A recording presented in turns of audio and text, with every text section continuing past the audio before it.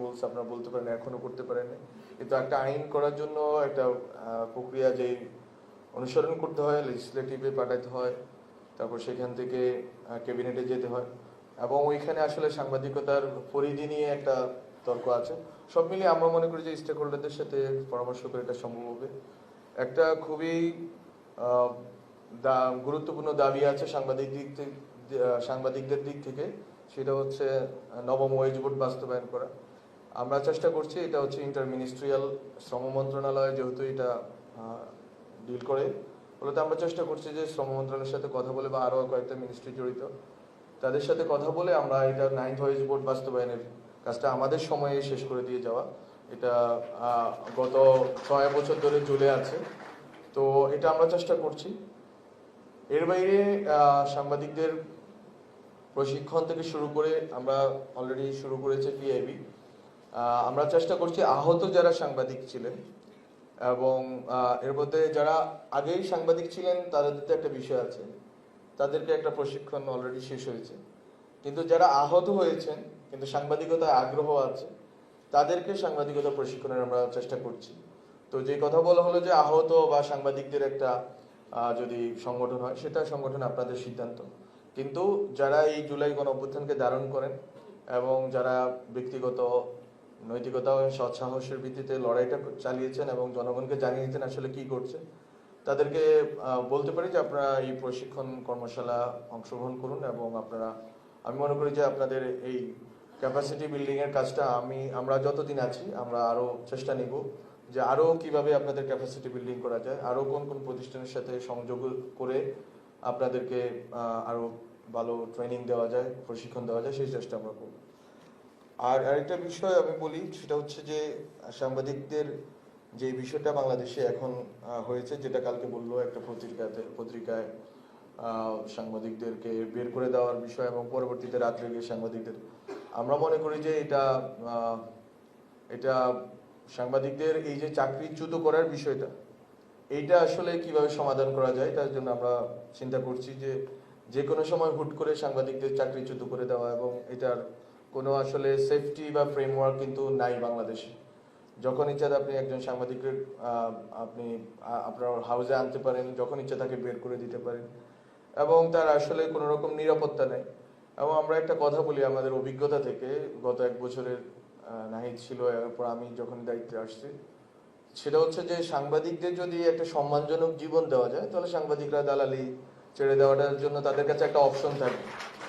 কিন্তু যদি আপনি অপশনে না দেন, তাহলে আসলে দালালি শব্দটা খারাপ শোনায়, মানে এক ধরনের কোনো একটা পক্ষ অবলম্বন করা, এটা আসলে তার জন্য খুবই স্বাভাবিক।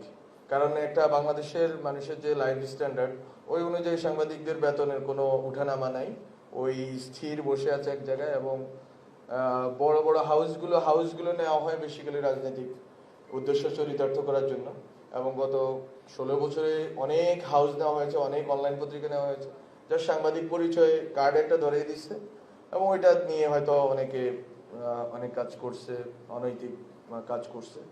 কিন্তু অনেকে আসলে সাংবাদিকতাটাই করতে চায় এবং ওই সম্মানটাই পেতে চায়, যেটা আসলে আমাদের ভেটেরান যারা জার্নালিস্ট ছিলেন গত 30-50 বছরে, তারা যেটা পান, এখনো অনেক ভেটেরান জার্নালিস্ট আছেন বাংলাদেশে। তো এই যে সম্মানের জায়গাটা, এই যে একটা ডেডিকেশনের জায়গাটা, এবং এই আপনার এই যে নিজেকে একটা পরিশীলিত জায়গায় নেওয়ার যে আকাঙ্ক্ষাটা, এটা যারা করেন তাদের জন্য আসলে সুযোগ অবারিত করার আমরা চেষ্টা করছি।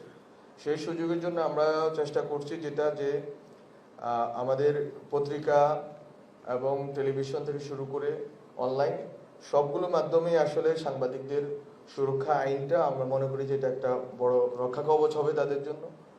সেকেন্ড রক্ষা কবচ হবে 9th ওয়েজ বোর্ড, এটা।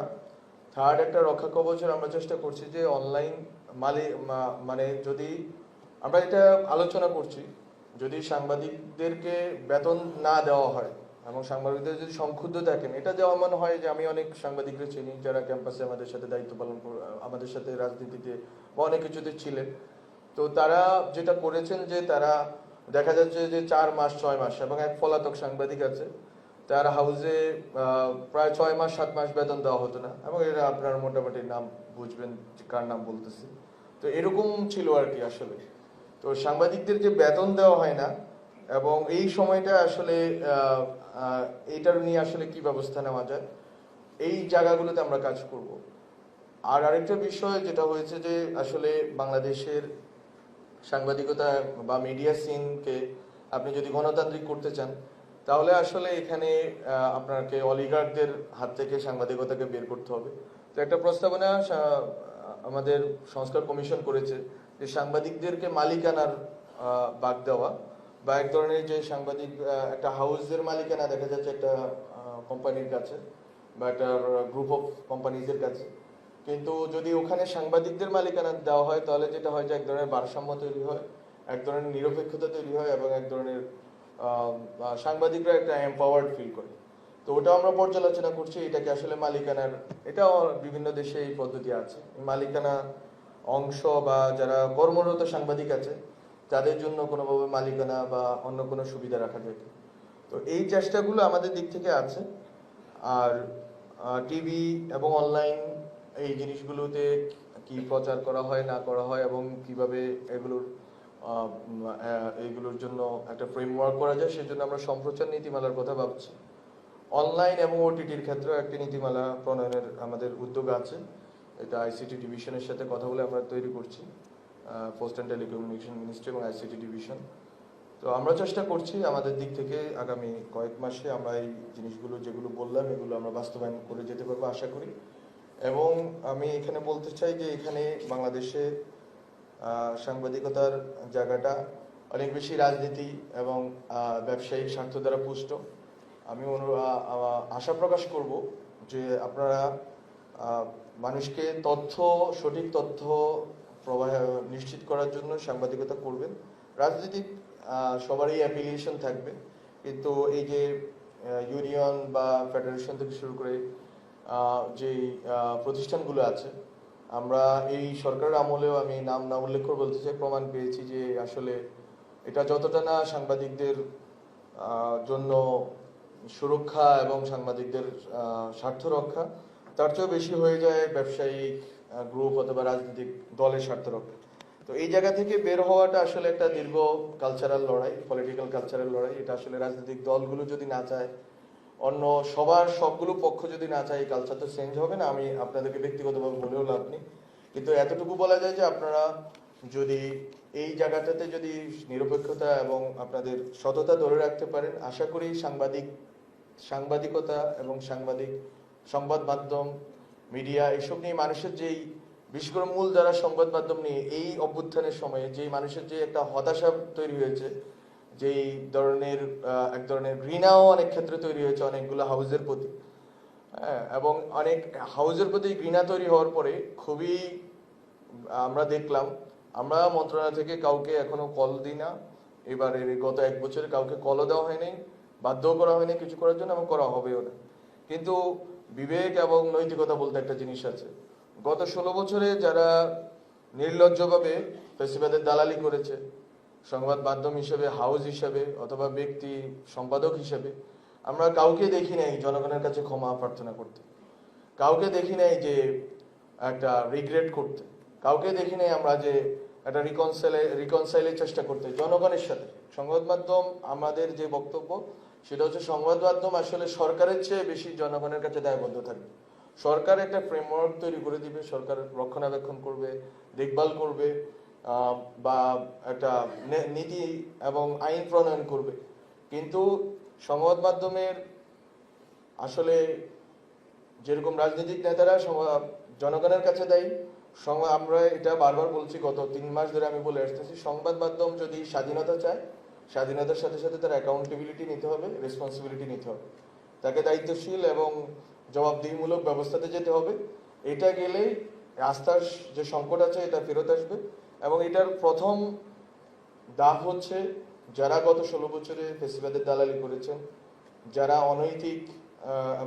অনৈতিকতা এবং দুর্নীতির সাথে ছিলেন, তারা যদি নিজেদের কে স্পষ্ট করেন জনগণের সামনে, এবং হাউজের যেই এক ধরনের পক্ষপাত এবং এক ধরনের বিভিন্ন দেশি বিদেশি স্বার্থের সাথে সংশ্লিষ্টতা, এটা থেকে বেরিয়ে আসেন। এবং আমরা এটা দেখছি গত 6 মাসে অনেকগুলো হাউস একটা নির্দিষ্ট গ্রুপ রাজনীতি এবং অনেক ক্ষেত্রে গণ অভ্যুত্থানের যেই আকাঙ্ক্ষা এবং একটা ঐক্যবদ্ধ বাংলাদেশের যে প্রচেষ্টা সেটাকে মণ্ডল করার চেষ্টা করেছে।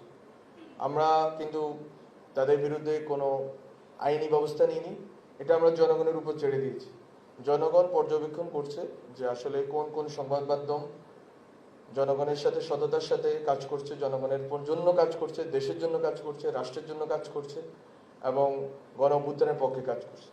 তো আমি আর কথা না বাড়াই, শহীদ পরিবার কে ধন্যবাদ জানাই যে তারা আজকে এসেছেন।